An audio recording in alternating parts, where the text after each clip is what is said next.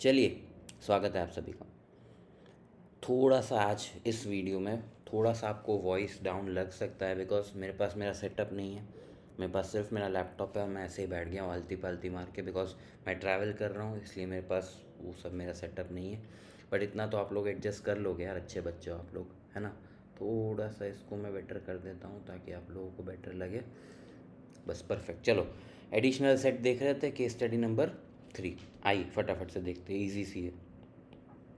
Required part में MCQs पढ़ते हैं। अज्यूमिंग डोरमैटो, डोरमैटो मतलब ये जोमेटो बोलना चाहते हैं, is planning to acquire hyper local delivery company kit मतलब ये लोग ब्लिंकिट बोलना चाहते हैं, which enables to order grocery, fruits and vegetables and other daily essential products with intention to diversify in this field. Kit has over the period नहीं, over 10 million registered users throughout the country. However, KitKat does not have any intention to sell the customer list. Should this be recorded as an intangible asset under business combination? FR का question है। As a part of risk-based audit approach, JS and Associates focus on areas with a higher likelihood of material misstatement. Which of the following statement best describes the concept of significant auditor's attention in the context of scenario given under the case study? Audit का question है। Under GST, what is the time of supply and taxable value for Dormato at the time of voucher purchase of 1000 rupees? ये वापस GST का question है। Considering the above scenario, which of the following statements is most accurate regarding the dynamic QR code and invoice of 900 meal order, where a customer has accumulated enough points through Dormato's loyalty program with a specific restaurant to earn 200 discount on the next order? Dynamic QR code के related बहुत सारे clarifications दिए हुए हैं आपके IDT के module में, उसमें से एक डायरेक्ट क्वेश्चन है। According to Ind AS 115 revenue, how many performance obligations does Dormato have related to Dormato silver subscription? FR का क्वेश्चन था। To place agenda regarding strategic acquisition of, यहाँ पे ऑफ ऐड कर देना, of African Eats before the board, it was required to calculate the NPV of the proposed investment. While the normal discount rate is 8%, but considering the risk nature of the project, 6% risk premium is required to be considered. Notes: taxation को ignore करना है, PVF and exchange rates को 4 decimal points तक लेना है and final calculations को round off करना है, ठीक है। ऐसा same question, same to same question आपके मॉड्यूल में है AFM के, तो ज़्यादा कुछ टफ नहीं है। Evaluate the external environment for Dormato's strategic acquisition of African Eats considering the non-financial factors. Hint: how do political, economical, social, cultural, technological, legal and ethical factors, इसको बोलते हैं पेस्टल मॉडल। क्या बोलते हैं? Pastel model. तो pastel model लगाना है हमको इस एक्विजिशन पे और इवेल्युएट करना है political, economical, social, cultural, technological, ethical and legal aspects of this acquisition. Advise on how to address and maintain customer trust and relationships in response to concerns raised in a recent newspaper article. ज्ञान लिखना है. How do blockchain technology can be applied by Dormato and finance professional in the following areas? ज्ञान लिखना है blockchain का. Draw business model canvas. ये समझ लेंगे क्या होता है, ठीक है, ईजी. थोड़ा सा SCMP का ज़्यादा कंटेंट है बट एज सच ईजी है, कुछ है नहीं. आइए केस स्टडी 3 पढ़ते हैं. Company overview. Founded by Manish Jha and Keyur Vasai in 2006, Dormato is a public company whose shares are traded in stock exchange. The company has developed a multifaceted business model within the food and restaurant industry, incorporating various revenue streams and services. Despite facing stiff competition both domestically and internationally, Dormato's ability to adapt, diversify, and leverage technology has secured its strong position in the market. The company utilizes AI across multiple aspects of its operations. ठीक है, फालतू paragraph था, जाने दो. Understanding that trust is paramount in the online food delivery business, Dormato has introduced a Food Soldier program. This initiative goes beyond data security, involving representatives who personally interact with restaurant partners to address the concerns and foster positive relationships. Additionally, Dormato's user-driven review system creates a sense of community where the users can share their food experiences and engage in creating stories. ये सब Zomato app की कुछ कुछ वो जो features है ना वो लिखे हुए, कुछ काम के नहीं है. This engagement builds a community centered around shared culinary experiences, encouraging users to return to the platform and explore new restaurants. फालतू ज्ञान है ये, पैराग्राफ भी काम का नहीं था, काट दो. Dormato's user base is over 20 million, which includes restaurants and individual customers. मतलब ये जो 20 million है उसमें रेस्टोरेंट भी और कस्टमर भी है. ठीक है. Fuels a powerful network effect. The platform's value to each user increases as more participants join.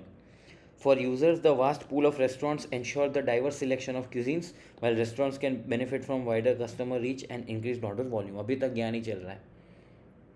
This cycle of growth and satisfaction enhances user loyalty and enables Doormato to negotiate better deals with restaurants, offering more competitive options to customers. अभी तक ज्ञान ही था, कुछ था नहीं. Revenue streams. One of the Doormato's primary revenue streams is the commission it charges from restaurants for each order place through its food delivery service. आपको सबको पता ही है. फॉर एग्जांपल आपने जोमेटो पे ऑर्डर किया, ठीक है, और जोमेटो ने रेस्टोरेंट को वो ऑर्डर पास किया. ठीक है. रेस्टोरेंट आपको फूड सप्लाई करेगा. ठीक है. और रेस्टोरेंट जोमेटो को क्या देगा? कमीशन दे देगा. रेस्टोरेंट जोमेटो को क्या देगा? कमीशन दे देगा. एक सेकंड में मैं आपको थोड़ा छोटा कर देता हूँ, मेरे को देखने नहीं आता आप लोग. हाँ परफेक्ट, एक सेकंड. हाँ ठीक है. तो ये बात है. अच्छा, when user orders food from a restaurant via Doormato app, the restaurant pays a percentage of order value as commission to Doormato. ठीक है, पता है अपन को.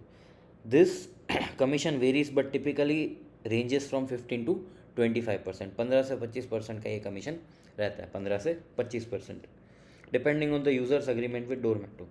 Also, Doormato earns a commission from the restaurant for each successful reservation made through its platform. Swiggy Dine Out आपने अगर use किया हो, Swiggy Dine Out, तो उसमें कैसा रहता है कि आप टेबल बुक कर सकते हो स्विगी की ऐप से, तो उसमें भी कमीशन पे करना पड़ता है. किसको? रेस्टोरेंट को. किसको? स्विगी को. In addition to the commission received from the restaurants, Dormato imposes delivery fees charge directly to customers at checkout. मतलब रेस्टोरेंट से कमीशन लेता है और अपन से कस्टमर से क्या लेता है? डिलीवरी फीस लेता है. कौन? Zomato. These fees are not at a flat rate but rather a calculated amount that considers several factors to ensure fairness and affordability. देखो यहाँ पे अपन ने क्वेश्चंस पढ़े, उसमें इन दोनों के जो फेयर लेते हैं या इन लोगों से जो रेवेन्यू लेते हैं उसमें कितना कमीशन या कितना डिलीवरी चार्जेस, इस पर कोई क्वेश्चन नहीं बना, इसलिए अपन फटाफट पढ़ रहे हैं. अगर ऐसा कुछ बोला होता, कोई ऐसा क्वेश्चन पूछ लिया SCMPE पे कि आपको इसकी प्राइसिंग कैसे करनी चाहिए, किसकी? डिलीवरी चार्जेस की, यहाँ पे कितना आपको चार्ज करना चाहिए कमीशन, तो उस पर अपन ध्यान देते. इसमें अपन ध्यान नहीं दे रहे. क्यों? ये भी ज्ञान ही है, बिकॉज अपने क्वेश्चंस पढ़े. ठीक है. The primary determinant is the order value. Larger orders with higher sub total incur a proportionately lower fee compare to smaller orders. देखो अगर आपको थोड़ा सा भी जोमेटो वगैरह का बिजनेस मॉडल पता है तो वो लोग डिस्टेंस कंसिडर करते हैं रेस्टोरेंट से लेके कस्टमर का. ठीक है. आप अगर शौकीन आदमी हो, आपने एक वड़ा पाव मंगाया, ठीक है, 50 रुपये का, तो उस पर 50 रुपये की एडिशनल डिलीवरी फीस हो जाएगी. मतलब जितने का ऑर्डर वैल्यू है उतनी की फ़ीस लग गई. लेकिन आप 10 वड़ा पाव मंगाते हो तो भी 50 रुपीज़ ही लगेगा. क्यों? डिस्टेंस देखते हैं ये लोग. तो प्रपोर्शनेटली ये 10% हो जाएगी इंस्टेड ऑफ 100% जो पहले थी. 50-50 100%, अब ये 10% हो गई. क्यों? ऑर्डर वैल्यू बढ़ गया. तो प्रपोर्शनेटली जो डिलीवरी फीस होती है वो कम हो जाती है. Furthermore, Doormato recognizes the impact of location on delivery and logistics. Delivery fees may be slightly higher in areas with greater geographical spread or limited delivery personnel, reflecting the additional cost of fulfilling the order. This dynamic pricing approach allows Doormato to maintain a competitive edge while ensuring the sustainability of the extensive delivery network. अभी तक ज्ञान ही चल रहा है, ध्यान दो. कुछ ऐसा क्वेश्चंस के रिलेटेड अभी तक आया नहीं है. Ultimately, transparency in delivery fee calculation fosters trust with customers who can make informed decisions based on their user details and location. Beyond connecting with users with restaurants, Doormato offers a robust suite for advertising and promotional activities. ये तीसरा revenue stream है. पहला कौन सा? Commission. दूसरा कौन सा? Delivery fees. तीसरा एडवर्टीजमेंट चार्जेस. आपने अगर देखा होगा जोमेटो में, अगर आपको फॉर एग्जांपल जलेबी फाफड़ा मंगाना है, ठीक है, अब 10 रेस्टोरेंट है, ठीक है, और मेरी एक रेस्टोरेंट है. मैं चाहता हूँ कि ये जो 10 रेस्टोरेंट की कंपैरिजन में जोमेटो मेरी रेस्टोरेंट को ऐसा ऊपर दिखाए ताकि आई बॉल ज़्यादा अट्रैक्ट हो. ठीक है. तो मेरे को ये जोमेटो को कुछ चार्जेस पे करने पड़ेंगे, एडवर्टीजमेंट चार्जेस, जिससे वो मेरा जो रेस्टोरेंट है उसका प्लेसमेंट जो है वो प्रोमिनेंट प्लेस पे करेगा और वहाँ पे कभी कभी आपको लिखा भी आएगा स्पॉन्सर्ड करके, ठीक है। तो वो एडवर्टीजमेंट चार्जेस भी रेस्टोरेंट पे करते हैं, किसको, जोमेटो को। Restaurants can leverage these services to gain a competitive edge by featuring मैंने बोला ऊपर दिखाते हैं prominently, their listings more prominently in search results, running targeted ad campaigns to specific customer segments and offering enticing deals to attract new patrons. This focus on restaurant visibility translates into a significant revenue stream for Dormato as restaurants are willing to invest in these things. ठीक है, यहाँ तक ज्ञान था, सच बताऊँ यहाँ तक। अब यहाँ से काम की चीज़ स्टार्ट हो रही है। One of such customer-centric initiative by Dormato is the voucher program. Here, users can purchase a voucher of 1,000 that unlocks a value of 1,200 of food credit. मतलब 1000 का वाउचर लो और 1200 का खाना खा लो, simple. This effectively provides 20% discount on any food items for participating restaurants within 3-month validity period. इसका validity होगा 3 month, ठीक है। This program incentivizes users to explore new restaurants and potentially spend more due to increased credit value, ultimately benefiting Dormato and participating restaurants by increasing the order volume. अच्छा, simple, discount दोगे लोग भुक्कड़ की तरह आएंगे, ठीक है। और मैं तो अहमदाबाद में रहता हूँ, यहाँ तो सिर्फ खाते हैं लोग। फर्दरमोर, सॉरी है अहमदाबाद वाले, ऑफेंड मत हो। Many restaurants listed on Dormato operate their own loyalty programs, allowing customers to earn point on each order. मैं देखा होगा ना, पॉइंट्स गैदर होते हैं, आप जितना ऑर्डर करते हो उतने पॉइंट्स गैदर होते हैं। एक क्रेडिट कार्ड में भी होता है, आपको पॉइंट्स गैदर होते हैं। These points can be redeemed for future discounts, further enhancing the customer loyalty and encouraging repeat business. Imagine a scenario where customers have accumulated enough points through Dormato's loyalty program with a specific restaurant to earn 200 rupees discount on their next order. If their current bill is 900, they can combine this discount and pay only 700. मतलब मेरे पास 900 का मैंने bill लिया, मैंने खाना खाया 900 का, मेरे पास 200 के पॉइंट्स पड़े थे, तो मैं कैश कितना पे करूँगा, 700। ऐसा ही बोल रहा है ये, इंग्लिश बारी बारी लिखी है, मतलब यही है। This combination of promotional efforts by Dormato and individual restaurants create a win-win situation for all parties. Users enjoy savings, restaurant attract new customers and retain existing ones, and Dormato has increased platform activity. Dormato Gold is a subscription-based loyalty program that offers members exclusive discounts and perks with partner partner restaurants. आपके पास बहुत सारे लोगों के पास Zomato gold होगा, मेरे पास भी। Zomato gold में क्या होगा, डिलीवरी फीस बच जाती है, डिस्काउंट्स मिलते हैं वगैरह वगैरह, ठीक है। Users pay a subscription to access these benefits, while a portion for this fee is passed to the partner restaurants, Dormato retains a share, contributing to its revenue. मतलब मेरे पास अगर मैंने एक गोल्ड खरीदा जिसका 100 रुपये कॉस्ट था, तो इसमें से थोड़ा अपन किसको पास ऑन करेंगे, रेस्टोरेंट को, और बाकी का जोमेटो खुद रख लेगा। क्यों, मेनली तो इसका ही रेवेन्यू है ना, simple. Subscription to Dormato Silver provides customers with a printed copy of high quality magazine focusing on food and health that will be delivered to their doorstep each month and access to the magazine's online content. मतलब मैंने अगर subscription लिया है तो मुझे एक physical magazine आएगी और एक ऑनलाइन मैगजीन का एक्सेस मिलेगा, ठीक है, जिसमें फूड और हेल्थ की बातें होंगी। स्ट्रैटेजिक एक्सपेंशन कंसिडरेशन, अब यहाँ पे ध्यान देना, ये अच्छा पैराग्राफ है, इंपॉर्टेंट पैराग्राफ है। In lieu of strategic expansion, management wants to place an agenda in the upcoming meeting to acquire a company, African Eats, Uber Eats बोलना चाहते हैं ये लोग। African Eats is an online food ordering and delivery platform. The meals are delivered by couriers using various methods, including cars, scooter, bikes, or on foot. It is operational in 60 cities in 5 African countries. These countries use common currency African rand. In 2023, the company was sued for antitrust price manipulation from forcing restaurants to charge the same price for delivery as for dining if restaurant wants to be listed in the African Eats app, along with charging fees of 13 to 40% of revenue. देखो ये ज़्यादा पढ़ने की ज़रूरत नहीं है। एक price manipulation की वजह से, एक प्राइस मैनिपुलेशन करने की वजह से अफ्रीकन ईट्स को स्यू किया गया था। कहाँ पे, अफ्रीका में। The exchange rate for African rands is extremely volatile. अपन को पता है अफ्रीकन कंट्रीज़ की जो करेंसी है वो वोलेटाइल है, क्यों, बर्बाद देश है सारे। The rate of inflation in the African region is presently 10%. Inflation in India is 5%. Management of Dormato expects these rates to continue for the foreseeable future. Estimated projected cash flows in real terms for the first 3 years of the project are as follows. Indian cash flow अपन को 1 lakh invest करना पड़ेगा और African Rand अपन को 4 lakh invest करने पड़ेंगे। ये continuous investment है और ये पॉजिटिव कैश फ्लोज है। तो आपको ये टेबल देख के क्या पता चल रहा है, इनिशियल इन्वेस्टमेंट इतना है, ये INR है, ये अफ्रीकन रैंड है, सब्सिक्वेंट इन्वेस्टमेंट इतना है, 3 लाख 4,50,000, ये INR है, लेकिन वहाँ पे बिजनेस करने से अपन को इतने कैश फ्लोज आएंगे. Dormato assumes a 3-year nominal cash flows will continue to be earned each year for indefinitely. मतलब ये जो कैश फ्लो है, ये कैश फ्लो मेरा इन्फिनिटी तक कंटिन्यू रहेगा, इन्फिनिटी तक. तो ये क्या बोलते हैं, इसको बोलते हैं एक्सप्लिसिट फोरकास्ट पीरियड. क्या बोलते हैं, एक्सप्लिसिट फोरकास्ट पीरियड. और इसके बाद जो पीरियड है उसको होराइजन पीरियड बोलते हैं. अगर आपने ये टर्म सुनी हो तो, ना सुनी हो तो अभी सुन लो. होराइजन पीरियड मतलब ये कैश फ्लोज कंटिन्यू रहेंगे. प्रेजेंट एक्सचेंज रेट दिया हुआ है. Audit considerations.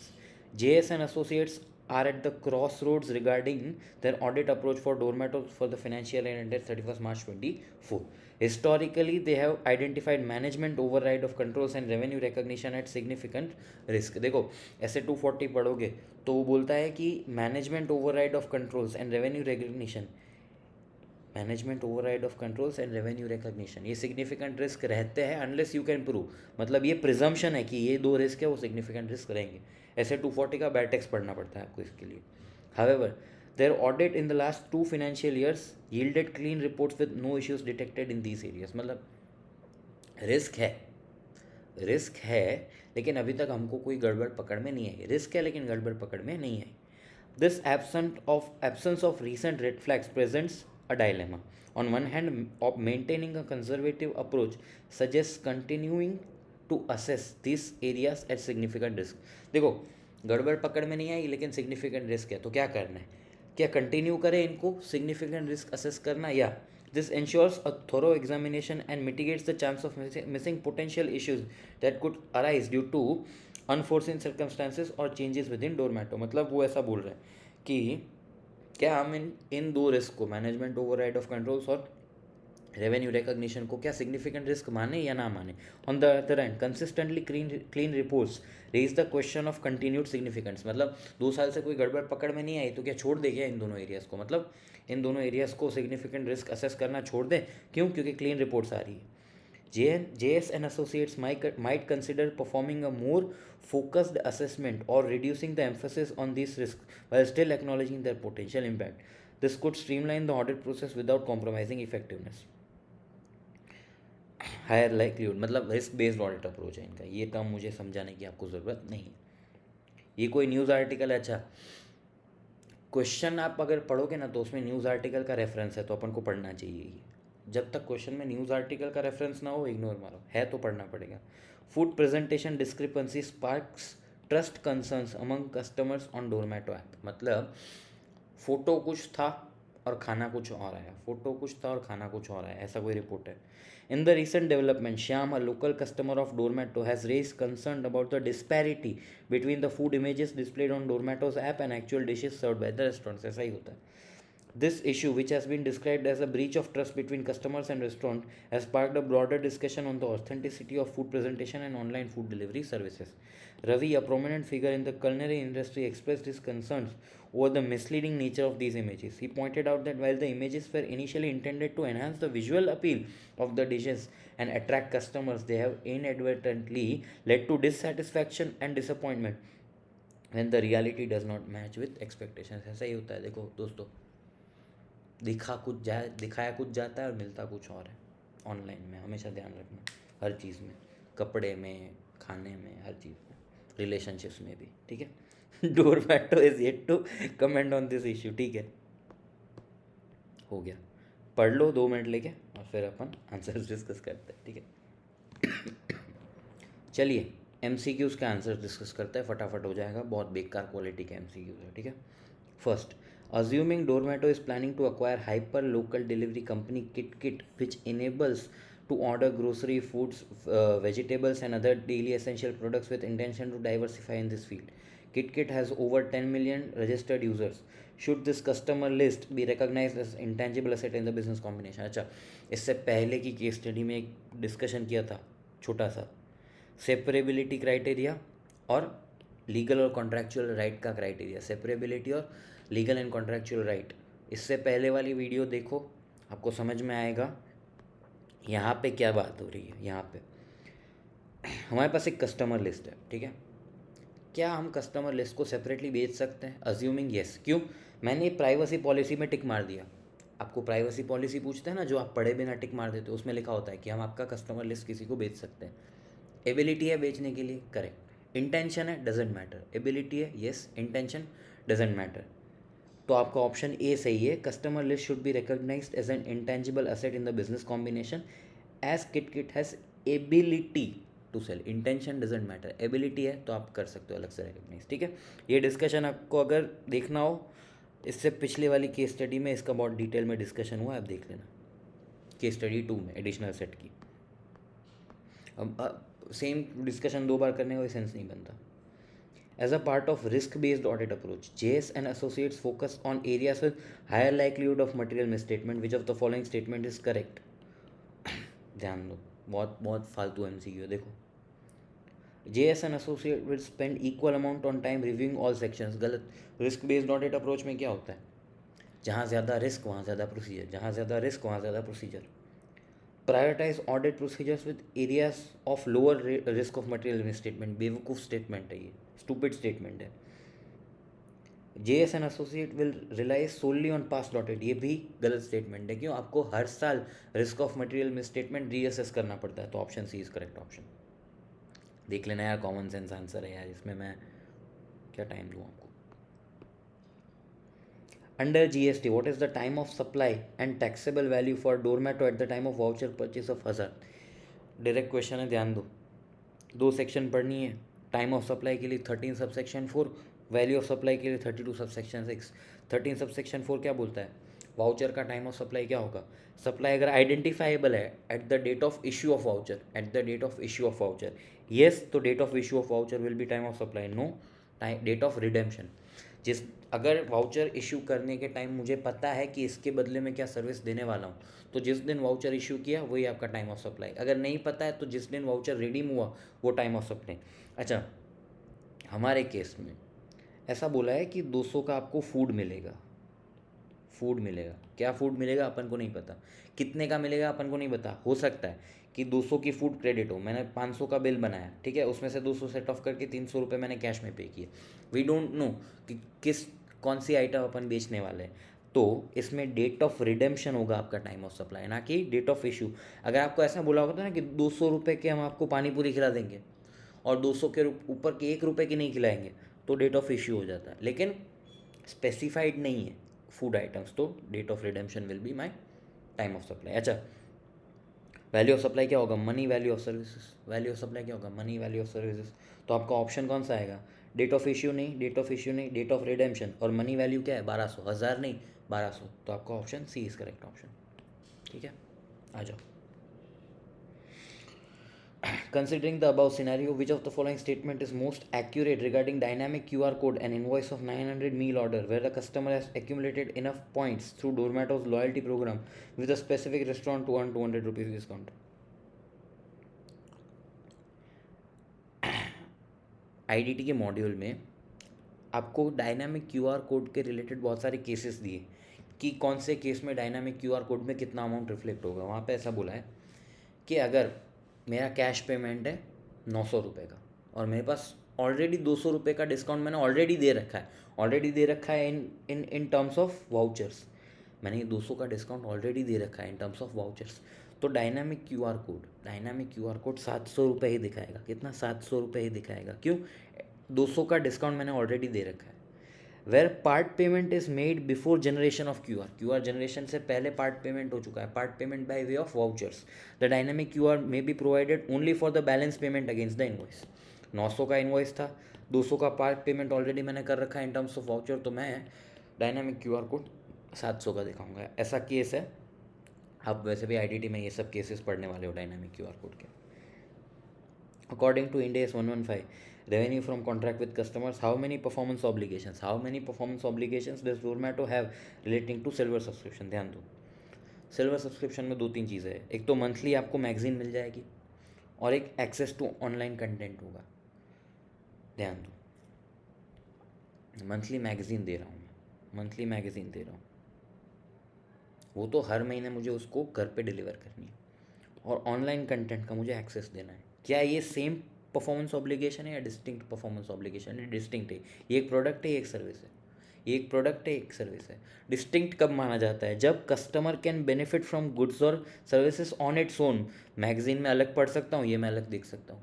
मैगजीन अलग पढ़ सकता हूँ, ये अलग देख सकता हूँ। I can benefit from that product और service on its own and separately identifiable from other promises in the contract.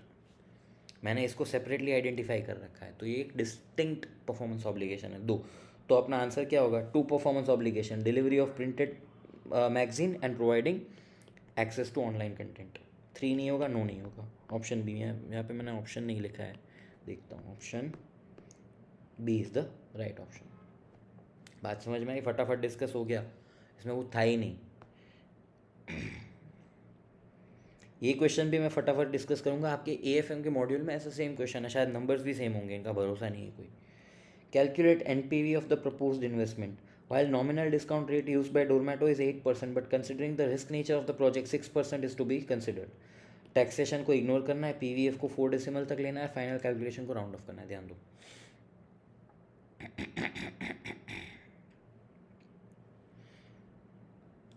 Present exchange rate दिया हुआ है अपन को, प्रेजेंट एक्सचेंज रेट दिया हुआ है 4.5 का, और प्रेजेंट इन्फ्लेशन रेट दिया हुआ है 5%, 10%। इंटरेस्ट रेट पैरिटी आपने सबने पढ़ा हुआ है। Interest rate parity, interest rate parity में क्या होता है? ये आपका करंट एक्सचेंज रेट है। इन्फ्लेशन अगर यहाँ पे बढ़ रहा है, यहाँ पे बढ़ रहा है, अगर मुझे आर्बिट्राज को रोकना है, आर्बिट्राज को रोकना है, तो ये जो इन्फ्लेशन का डिफरेंशियल है, इन्फ्लेशन का डिफरेंशियल है, वो मैं यहाँ पे रिफ्लेक्ट हो जाएगा। इन्फ्लेशन का डिफरेंशियल है, वो यहाँ पे रिफ्लेक्ट हो जाएगा, ताकि आर्बिट्राज प्रिवेंट हो जाए। इंटरेस्ट रेट पैरिटी, पैरिटी मतलब सेम। जहाँ पे इन्फ्लेशन, जिस कंट्री में इन्फ्लेशन ज़्यादा है, जिस कंट्री में इन्फ्लेशन ज़्यादा है उसकी करेंसी डिप्रिशिएटेड होगी। जिस कंट्री में इन्फ्लेशन ज़्यादा है उसकी करेंसी डिप्रिशिएटेड होगी। ठीक है, ये आपको इंटरेस्ट रेट पैरिटी में पढ़ाया जाता है। कैलकुलेशन ऐसे चलती है कि इन्फ्लेशन आप लोड करते जाओ, डिवाइडेड बाय एक्सचेंज रेट, तो आपको डिवाइडेड बाय करेंसी रेट, तो आपको एक्सचेंज रेट मिल जाएगा। ठीक है, और पैरिटी मतलब आर्बिट्राज को प्रिवेंट करना है। ठीक है, ये आपको पता है, मैं इसमें ज़्यादा टाइम नहीं वेस्ट कर रहा। ठीक है, तो यहाँ से मैंने एक्सचेंज रेट निकाल ली 4.5, 4.71, 4.93, 5.17। ठीक है, ये मेरा इंडियन करेंसी का आउटफ्लो है। ठीक है, अच्छा, आपको रियल टर्म्स में बताया है क्या? Cash flows. रियल टर्म्स क्या होती है? जिसमें इन्फ्लेशन ऑलरेडी एडजस्टेड होता है, इन्फ्लेशन ऑलरेडी एडजस्टेड होता है, लेकिन अपन को रियल कैश फ्लोज नहीं चाहिए, अपन को नॉमिनल कैश फ्लोज चाहिए। क्यों? वही एक्चुअल कैश फ्लो है। रियल कैश फ्लो में मैंने इन्फ्लेशन को एडजस्ट कर दिया, बट मुझे चाहिए नॉमिनल कैश फ्लो। क्यों? एक्चुअल कैश तो मेरे पास नॉमिनल आएगी, रियल तो एक बस एक दिखाने का एक तरीका है कि मेरे पास अगर 100 रुपये आए, अगर वो 100 रुपये अगले साल आते हैं तो उसकी वैल्यू 90 रुपये होती है, लेकिन अगले साल आएंगे तो 100 रुपये ना, मुझे कैश फ्लो तो नॉमिनल को डिस्काउंट करना पड़ेगा। तो मैंने नॉमिनल में पहले तो कन्वर्ट किए इन कैश फ्लोज को। ठीक है, नॉमिनल में मैंने कन्वर्ट किया, कैसे? इंटरेस्ट रेट को एडजस्ट कर दिया। अफ्रीकन करेंसी को भी मैंने नॉमिनल में कन्वर्ट कर दिया, अफ्रीकन को मैंने INR में कन्वर्ट किया। कौन से एक्सचेंज रेट ये यूज़ करके? ये वाले यूज़ करके। ऐसा SFM में सेम क्वेश्चन आता है गाइज। अगर आपको ये नहीं पता तो आई एम सॉरी, पता होना चाहिए। ठीक है, फिर इसको और इसको ऐड कर दिया, इसको और इसको, ये कन्वर्टेड है, इसका अपन को काम नहीं है। क्यों? अपन INR में इवेल्युएट कर रहे हैं, तो इसको ऐड कर दिया। ठीक है, और फिर डिस्काउंट कर दिया, तो उससे मेरा प्रेजेंट वैल्यू आ गया। ये प्रेजेंट वैल्यू किसका है? फोरकास्ट पीरियड का। किसका है? फोरकास्ट पीरियड का। और होराइजन पीरियड का मेरा जो NPV आया वो ये आया, दोनों को ऐड कर दिया, एडजस्ट कर दिया। मतलब 651 पॉजिटिव है, 488 नेगेटिव है, तो मेरा ये NPV आया। NPV पॉजिटिव आया मतलब प्रोजेक्ट वायबल। गाइस, आपको ऐसा लग रहा है मैंने उड़ाया, तो आप SFM अपना रिवाइज कर लो। ठीक है, I can not spend more time in a question that is been directly asked from the book. कोई नया कंसेप्ट हो तो आई विल स्पेंड टाइम, लेकिन अभी वो टाइम नहीं है कि मैं कराया क्वेश्चन आपको वापस कर रहा हूँ। ठीक है, देख लेना ये क्वेश्चन, ज़्यादा कोई क्रिटिकल नहीं है, ये इंपॉर्टेंट है, ये मैं करवाऊंगा। इवेल्युएशन ऑफ एक्सटर्नल एनवायरनमेंट क्या बोल रहा है? Evaluate the external environment for Dormato's strategic acquisition of African needs, considering the non-financial factors, political factor, economical, social, cultural, technological, legal and ethical factors को कंसिडर करना है। मतलब देखो, सिंपल बात सोचो, एक इंडियन कंपनी को एक अफ्रीका की कंपनी खरीदनी है और उसमें सपोज़ एक्स अमाउंट का इन्वेस्टमेंट करना है, तो क्या ऐसे आंख बंद करके इन्वेस्टमेंट कर दूंगा? नहीं, मुझे वहाँ पे बहुत सारी चीज़ों को कंसिडर करना पड़ेगा। कौन कौन सी चीज़ें? Political, economic, social, technology, environment and legal. भाई पॉलिटिकल स्टेबिलिटी वहाँ पे कितनी है? जैसे अब आप सिंपल सोचो, पाकिस्तान में कोई इन्वेस्ट करेगा? नहीं करेगा। क्यों? पॉलिटिकल इंस्टेबिलिटी है। इकोनॉमिक क्राइसिस है वहाँ पे, ठीक है। सोशल, वहाँ पे जो सोशल कल्चर है वो ठीक नहीं है। या अपन को एटलीस्ट समझना पड़ेगा कि इंडिया के सोशल कल्चर से अफ्रीका का सोशल कल्चर कितना अलग है, टेक्नोलॉजिकल एडवांसमेंट कितना है। वहाँ पे जाके मैं अपना फूड डिलीवरी प्लेटफॉर्म लॉन्च करूँगा, वहाँ पे टेक्नोलॉजी सपोर्ट ही नहीं है, तो क्या काम है? एनवायरमेंटल और लीगल, ये सब फैक्टर्स को अपन को असेस करना है। फटाफट देख लेते हैं। पॉलिटिकल एनवायरनमेंट क्या होता है? Significantly influences the operational ability of any business. Operational ability, simple बात है, अगर गवर्नमेंट साथ नहीं देगी तो आप बड़ा बिजनेस नहीं कर सकते। अगर गवर्नमेंट कंट्री की साथ नहीं देती तो आप वहाँ पे बड़ा बिजनेस नहीं कर सकते। Assess the risk of political instability. Political instability मतलब changes in government, civil unrest, policy changes वगैरह वगैरह, जहाँ से वो टर्म होती है ना, ease of doing business. Ease of doing business मतलब हमारी पॉलिसी है वो बिजनेस के लिए फ्रेंडली है, ठीक है। तो वो सब देखना है। Understand the regulatory landscape of the country, मतलब लॉज कैसे है, कितने कॉम्प्लेक्स है। ईज़ ऑफ डूइंग बिजनेस क्या है? रेगुलेटरी रिक्वायरमेंट्स क्या है? अगर बहुत स्ट्रिंजेंट रेगुलेटरी रिक्वायरमेंट्स है वहाँ पे अपन बिजनेस नहीं कर सकते। अनसर्टन और फ्रीक्वेंटली चेंजिंग लॉस, कोई लॉज है जो एम्बिग्यूअस है, समझ में नहीं आ रहे, तो अपन नहीं कर सकते। क्यों? क्या होगा? Challenges and operational cost, compliance cost इतनी बढ़ जाएगी कि आप वहाँ पे धंधा ही नहीं कर सकते। बिजनेस का काम होता है धंधा करना, बिजनेस का काम ये नहीं होता है कि मैं लॉस कंप्लाई करते बैठूँ। और बिजनेस के लिए जो कॉस्ट होती है कंप्लायंस की, वो चुभती है उसको। तो वो चाहता है कि जो मेरी कंप्लायंस कॉस्ट है वो कम आए, कंप्लायंस ईज हो, ताकि मैं धंधे पे फोकस कर सकूँ, ना कि भाई सरकारी दफ्तर के चक्कर काटता रहूँ, ठीक है। तो ये पॉलिटिकल एनवायरनमेंट हो गया। अच्छा, आईसीआई का आंसर को मैंने थोड़ा इजी फॉर्म में लिखा है। यू हैव एन ऑप्शन, आपको आईसीआई के उसमें से छापना है। अगर फॉर एग्जांपल ये केस स्टडी आई या ऐसी केस स्टडी आई, या नहीं तो फिर आप मेरे उसमें से भी देख सकते हो, मैं आपको समझा रहा हूँ अच्छे से। इकोनॉमिक फैक्टर्स क्या क्या कंसिडर करना है? Risk of extreme volatility of exchange rate. देखो, जहाँ पे एक्सचेंज रेट बहुत बढ़ जाती है या बहुत ज़्यादा कम हो जाती है, वहाँ पे मैं अपने कैश फ्लोज को ज़्यादा प्रेडिक्ट नहीं कर पाता, as currency rate fluctuations impact the profitability. अगर करेंसी रेट का चेंजेस आया तो सीधा मेरे पीएनएल पे इम्पैक्ट करेगा। Consider hedging and other foreign exchange management techniques. Inflation is higher in Africa, which can lead to higher operational cost, reduce purchasing power of the consumers and impact the demands. देखो simple है, inflation बढ़ता है तो मैं अपने employees को salary देता हूँ, उसको भी मैच करना पड़ेगा मुझे इन्फ्लेशन से। और सामने इन्फ्लेशन क्या होगा? इन्फ्लेशन अगर बढ़ेगा तो मार्केट में डिमांड कम होगी, क्यों? चीज़ें महंगी होती जाएगी तो डिमांड कम होगी, डिमांड कम होगी तो मेरा सेल्स कम हो जाएगा। तो मुझे दोनों दिखना पड़ेगा। इन्फ्लेशन ज़्यादा है तो उसका इम्पैक्ट मेरे कॉस्ट पे और मेरे रेवेन्यूज़ पे कितना है? कॉस्ट पे और रेवेन्यूज़ पे, दोनों पे।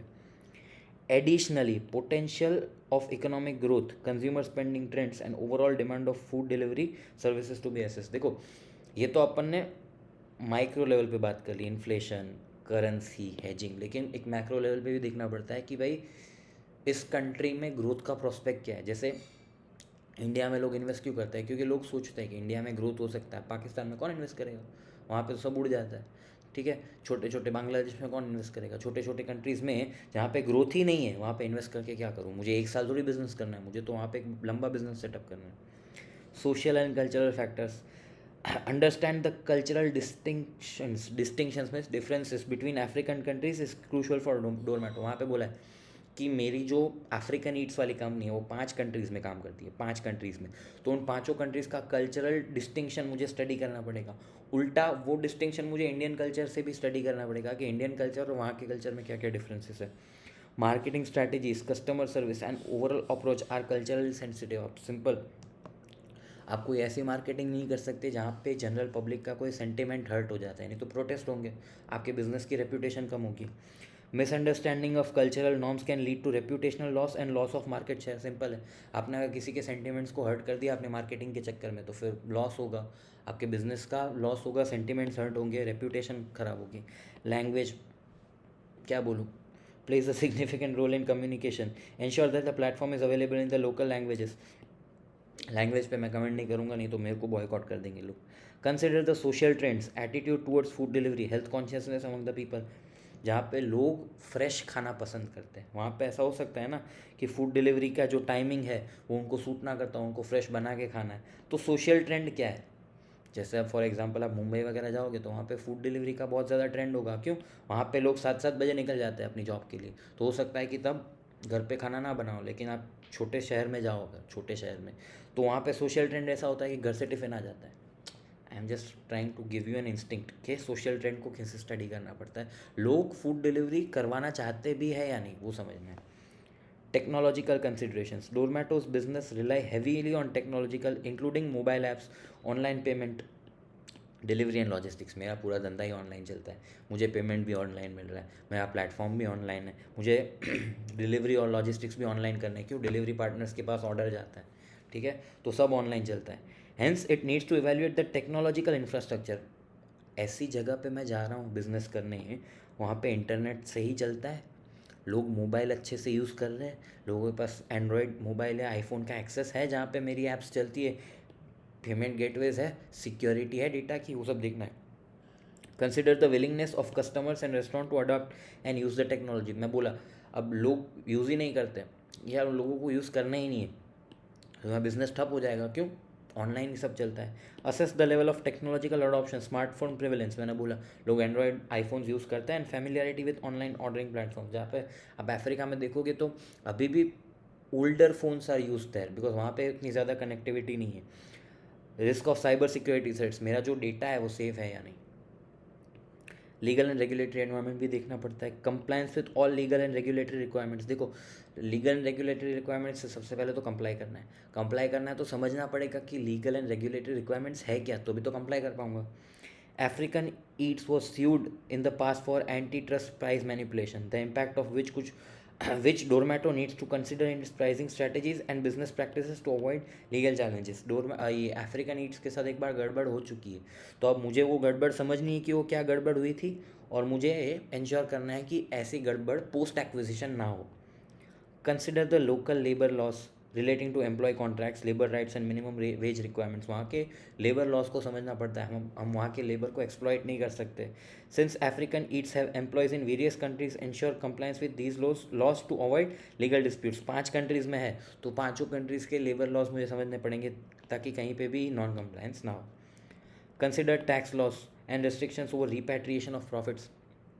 ये तो ऑपरेशनल लॉज हो गए सारे, लेबर लॉ हो गया, फिर सब प्राइस मैनिपुलेशन, कंपटीशन लॉज हो गए, फिर मुझे टैक्स भी समझना पड़ेगा कि टैक्सेशन क्या है, इनडायरेक्ट टैक्सेशन क्या है, फिर प्रॉफिट रिपैट्रिएशन पे कोई रेस्ट्रिक्शंस नहीं है, अगर है तो फिर क्या करना है, री इन्वेस्ट करना है या कोई और तरीका ढूंढना है वो पैसे बाहर निकालने का उस कंट्री से, ऑल्टरनेटिव्स फॉर मूविंग फंड्स वगैरह वगैरह। Ethical considerations, issues like child labour और पुअर वर्किंग कंडीशंस। अफ्रीका में चाइल्ड लेबर होता है तो वो हमें कंसिडर करना है कि we should not be engaged in to such practices.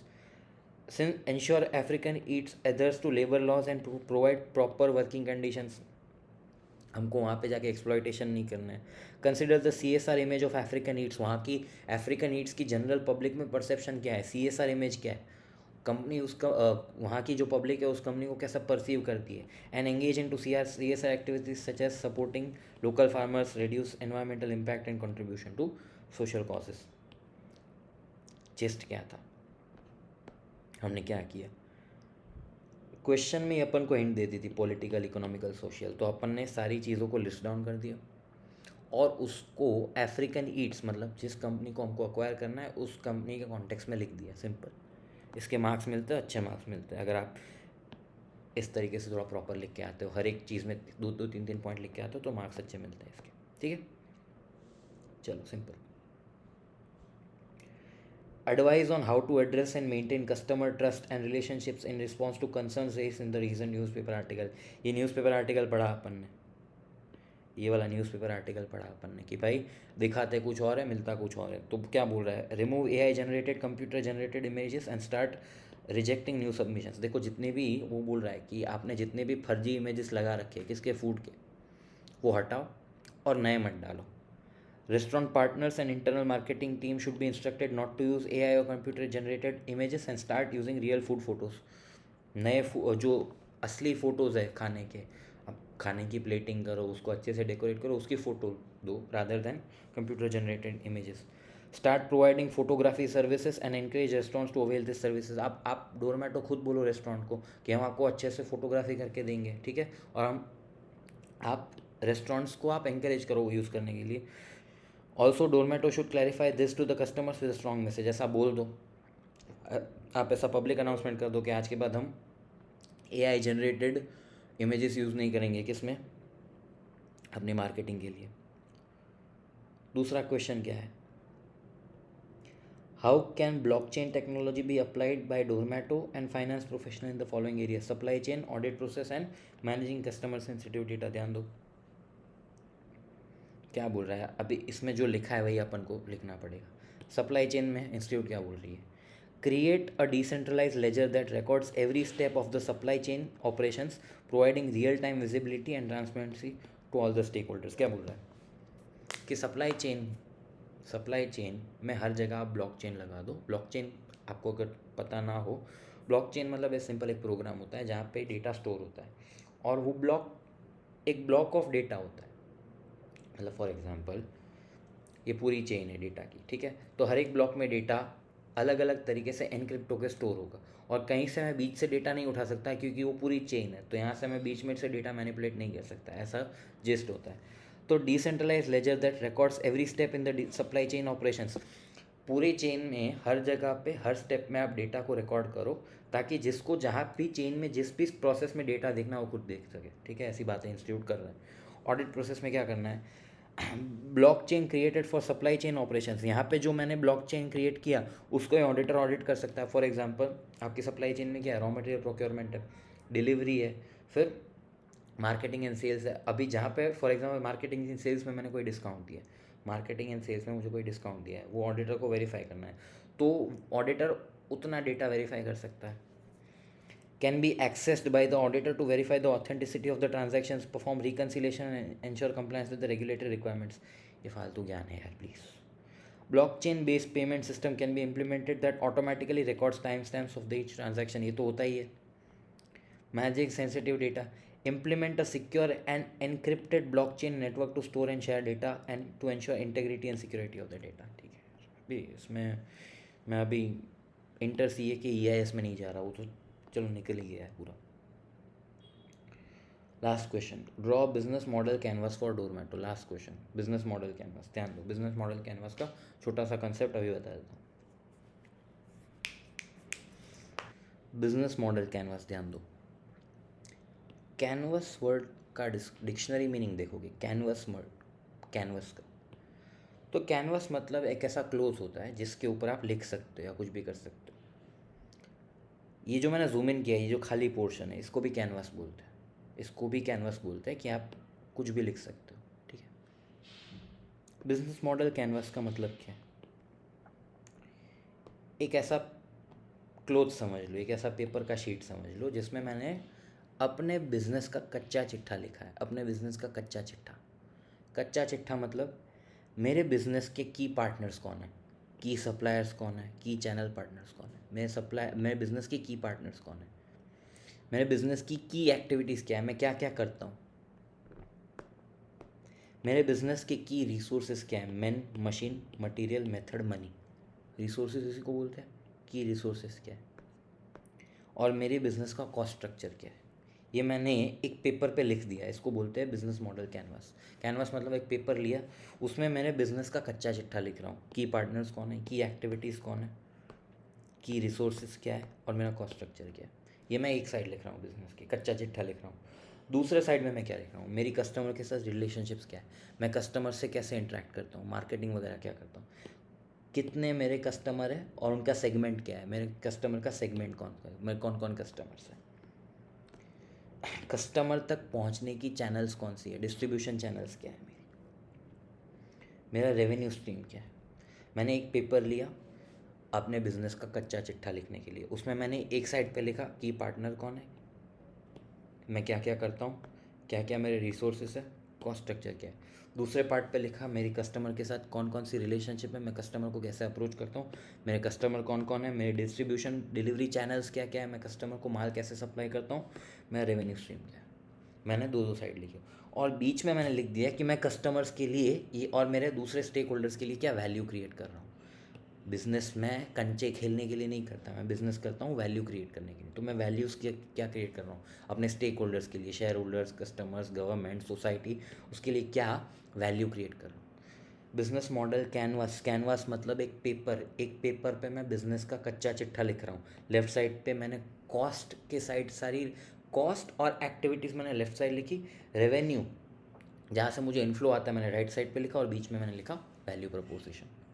Concept क्या है, elements pertaining to cost are connected to elements pertaining to revenue. मैंने क्या किया, एक पेज पे सब लिख दिया। कॉस्ट में मैंने क्या लिखा, की पार्टनर्स कौन है, की एक्टिविटीज़ क्या है, रिसोर्स क्या है, कॉस्ट स्ट्रक्चर क्या है। रेवेन्यू राइट साइड में लिखा मैं कस्टमर कौन कौन से कस्टमर्स है, कस्टमर के साथ मैं रिलेशनशिप्स कैसे रखता हूँ, कैसे डेवलप करता हूँ, चैनल्स क्या है कस्टमर को माल पहुँचाने की, और रेवेन्यू कैसे कमाता हूँ। ठीक है, और इन दोनों को कनेक्ट करके मैं क्या वैल्यू क्रिएट कर रहा हूँ, इन दोनों को कनेक्ट करके मैं क्या वैल्यू क्रिएट कर रहा हूँ। ठीक है, अब आ जाओ डोरमैटो के कंटेक्स्ट में अपन ये देख रहे हैं कि की पार्टनर्स कौन है डोरमैटो के। अब फटाफट देख ही लेते हैं। रेस्टोरेंट्स, मेरे जो की पार्टनर है उसमें सबसे पहले रेस्टोरेंट्स है, दूसरे मेरे डिलीवरी पर्सोनल है जो डिलीवरी करते हैं, तीसरे जो पेमेंट गेटवे वगैरह मुझे देते हैं मतलब टेक्नोलॉजी कंपनीज, चौथा वही रेस्टोरेंट्स जो लॉयल्टी प्रोग्राम चलाते हैं, वो सारे रेस्टोरेंट्स मेरे की पार्टनर्स है। अच्छा, मैं क्या क्या चीज़ें करता हूँ, की एक्टिविटीज़ क्या है, प्लेटफॉर्म मैनेजमेंट करता हूँ। जोमेटो में आप देखोगे तो उसमें रोज़ कुछ नया नया आता है, तो प्लेटफॉर्म मैनेजमेंट करता हूँ, रोज़ आपको डील ऑफ द डे देते हैं, ये देते हैं, डिस्काउंट देते हैं, फलाना देख रहे हैं। मैनेजिंग लॉजिस्टिक्स, मैं डिलीवरी पार्टनर्स को मैनेज करता हूँ। Addressing customer and restaurant partner concerns, आप अगर उसको कोई कंप्लेन देते हो तो वो एड्रेस करते हैं। रेस्टोरेंट्स को प्रमोट करते हैं, ये भी मेरी एक्टिविटी है, और इससे मैं क्या करता हूँ, रेवेन्यू कमाता हूँ। मैंने 3 रेवेन्यू स्ट्रीम्स बोली थी, उसमें से तीसरी रेवेन्यू स्ट्रीम थी क्या, advertisement. Fostering a user driven review system and customer engagement system. ठीक है, सिंपल मतलब मैं क्या करता हूँ, एक ऐसा प्लेटफॉर्म जनरेट बना रहा हूँ जिसमें लोग एक दूसरे से इंटरेक्ट कर पाए। सबसे पहले मैंने क्या देखा, की पार्टनर्स कौन है, दूसरा फिर मैंने क्या देखा, की एक्टिविटीज़ क्या है, की रिसोर्सेज क्या है। भाई मेरे की रिसोर्सेज क्या है, भाई मेरे 20 मिलियन यूज़र्स मेरे की रिसोर्सेज है। टेक्नोलॉजिकल इंफ्रास्ट्रक्चर जो मेरे पास ऐप है वो मेरे की रिसोर्सेज है। Trusted name in the food delivery industry. अच्छा, आप बोलोगे सर डिलीवरी पर्सोनल को की रिसोर्स में डालना चाहिए, नहीं डाला, इंस्टीट्यूट की मर्जी। मैं होता तो उसको की रिसोर्स में डालता। कॉस्ट स्ट्रक्चर में मैं क्या बात कर रहा हूँ, मेजर कॉस्ट ड्राइवर्स क्या है, maintaining upgrading the app and website. Zomato का एक कॉस्ट क्या होगा, ऐप चलाने का कॉस्ट। दूसरा, डिलीवरी पर्सोनल को मैं जो सैलरी देता हूँ वो कॉस्ट, और मेरे operation cost. Customer service team, ये भी ऑपरेशन में ही आनी चाहिए, इन लोगों ने ऐसे क्यों लिखा है मुझे नहीं पता। Cost related to food soldier programs. देखो इंस्टीट्यूट ने मन से लिखा है ये 2-3 चीज़ें। अपन ये भी लिख सकते हैं कि भाई एम्प्लॉय कॉस्ट हो गया, ठीक है, फिर मेरे मेजर कॉस्ट स्ट्रक्चर में दूसरा कॉस्ट क्या हो गया, डिलीवरी पार्टनर का कॉस्ट हो गया, ऐप चलाने का कॉस्ट हो गया, डिस्काउंट्स हो गया जो मैं देता हूँ वो भी मेरा कॉस्ट में ही आता है। ठीक है, तो आप अपने हिसाब से लिख सकते हो, इंस्टीट्यूट ने ये लिखा है, मैं अभी इंस्टीट्यूट का फॉलो कर रहा हूँ, बिकॉज ये ना बहुत माइन्यूट आंसर थे, इसको मैं रीड्राफ्ट भी क्या करता। तो ये मैंने कॉस्ट वाले एलिमेंट डिस्कस किया। अब कस्टमर रिलेशनशिप, मैं कस्टमर के साथ कैसे इंटरेक्ट करता हूँ, उनके साथ मैंने रिलेशनशिप कैसी मेंटेन की हुई है। User generated reviews and stories कौन सी, ये वाली जो वो एक प्लेटफॉर्म बनाया हुआ है जिसमें कस्टमर्स एक दूसरे के साथ इंटरेक्ट करते हैं, तो वो stories. Responsive customer service, personal interaction, ठीक है, फालतू बातें हैं। कौन कौन से मेरे कस्टमर्स हैं, सबसे पहले यूज़र्स जो फूड ऑर्डर करते हैं, फिर customers looking to reach the Dormato's extensive user base. देखो ये यहाँ पे एक लाइन लिख दी, कहीं पे भी ऐसा नहीं लिखा कि डोरमेटो को ये अपना जो कस्टमर लिस्ट है वो बेचना है या नहीं, वो बेच सकता है नहीं, ऐसे ही लिख दी, तो इंस्टीट्यूट का कोई भरोसा नहीं।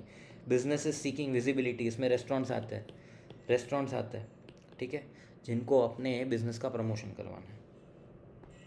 डिस्ट्रीब्यूशन चैनल कौन कौन सी है, भाई मेरी मोबाइल ऐप है, मेरी पुश नोटिफिकेशन से आपको स्विगी जोमेटो के नोटिफिकेशन आते हैं ना, खाना खाया बाबू जानू वाले, तो ये वो वाली बात है। ठीक है, और मेरी रेवेन्यू स्ट्रीम्स क्या है, रेवेन्यू स्ट्रीम्स मेजरली मेरी 3 है, कमीशन, फिर एडवर्टीजमेंट, गोल्ड मेंबरशिप, यूज़र के पास से जो मुझे डिलीवरी चार्जेस देते हैं वो, वाउचर्स मैं जब परचेस करता हूँ वो भी मेरे रेवेन्यू स्ट्रीम है, और कमीशन फ्रॉम द रेस्टोरेंट। इसमें आप वो 3 या 4 मेजरली लेके आ जाओगे तो चलेगा। और मैं वैल्यू कौन सी प्रपोज कर रहा हूँ? कन्वीनियंस। सबसे ज़्यादा इंपॉर्टेंट वैल्यू कन्वीनियंस। घर बैठे बैठे खाना आ रहा है, उसको बोलते हैं कन्वीनियंस। दूसरा, वाइड सिलेक्शन ऑफ क्यूजीन्स। घर बैठे बैठे मैं बहुत सारा अलग अलग टाइप का खाना ऑर्डर कर सकता हूँ, और डिस्काउंट। जो नॉर्मल मैं अगर बाहर जाके खाना खाता हूँ तो मुझे डिस्काउंट नहीं मिलता, मैं फूड ऑर्डर करूँगा यहाँ से तो मुझे मिल भी सकता है discount. This business model canvas outlines how Dormato operates and generates revenue and delivers value to its customers and partners. The company is focused on trust, community, and variety. Along with its multifaceted business model, positions it strongly to the competitive food delivery and restaurant aggregation market. ठीक है, फालतू था। Business model canvas का main concept ये था कि आपको ये पार्टनर, एक्टिविटी, रिसोर्सेज और कॉस्ट स्ट्रक्चर को एक साइड लिखना है, customer segment, relationship, channel, revenue को दूसरी साइड लिखना है, और फिर उनके बीच में ये लिखना है कि आप क्या वैल्यू जनरेट कर रहे हो। इसमें मैं क्या वैल्यू जनरेट कर रहा हूँ? Convenience, selection and discounts. बात समझ में आई? सिंपल था, ज़्यादा कुछ था नहीं इसमें। ठीक है, ये आपकी केस स्टडी 3 डिस्कस हो गई। नेक्स्ट वीडियो में अपन 4 कर लेंगे। ठीक है, चलो, सी यू गाइस।